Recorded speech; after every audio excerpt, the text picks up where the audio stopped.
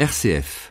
Schizophrénie, une maladie qui fait peur, source de nombreux clichés. Et c'est le moment de la démystifier avec actuellement les 16e journées consacrées à ce trouble de la personnalité. L'occasion de faire un gros plan sur une aide au quotidien mise au point par une chercheuse lyonnaise, Vincent Bellotti.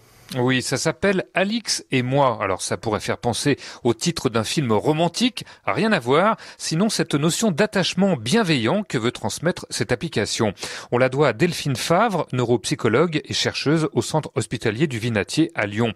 Son constat de départ, les personnes atteintes de schizophrénie ont souvent du mal à passer à l'action dans des situations du quotidien. Se préparer un repas, prendre une douche, se préparer pour se rendre à un rendez-vous. Intellectuellement, savent un petit peu les grandes lignes, ce qu'il faut faire.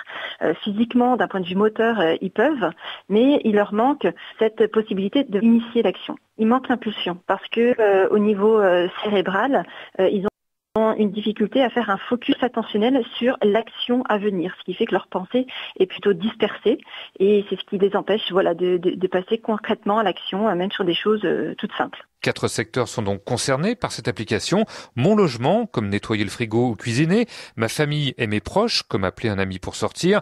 Ma vie professionnelle, préparer sa carte de transport pour se rendre au travail. Ou encore prendre soin de soi, comme faire du sport ou se rendre à la pharmacie. Donc là, l'idée, c'est qu'il y a un visuel d'une pharmacie et on leur demande de s'imaginer ce dont ils vont avoir besoin au moment où ils seront dans la pharmacie. Donc ils font une fiche de route mentale, donc ils s'imaginent prendre leur carte vitale, d'avoir leur portefeuille, d'avoir leur ordonnance. Ils s'imaginent que le pharmacien va leur rendre un petit sachet avec des médicaments. Donc on leur demande vraiment de faire cet effort de s'imaginer tous ces gestes et toutes ces petites actions nécessaires pour les récupérer son traitement en pharmacie. Et ensuite, il y a des prises de décision, oui, non à faire sur des propositions. Cette appli ne remplace pas l'accompagnement du thérapeute, mais elle peut être considérée comme une sorte d'entraînement cognitif pour gagner en autonomie entre 2 séances. Quand on initie des activités, quand on s'entraîne à augmenter son intentionnalité, on a plus de chances à initier l'activité.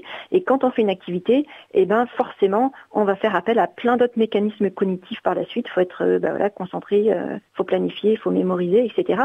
Donc ça va permettre au cerveau de travailler. Après avoir été testée sur une quarantaine de patients, cette application a été lancée en 2016 dans sa version smartphone. Vu les bons retours, son objectif sera de l'intégrer dans un vrai parcours de soins. En attendant, Alix et moi est à découvrir et à télécharger sur le site de son auteur, delphinefabre1.wixsite.com.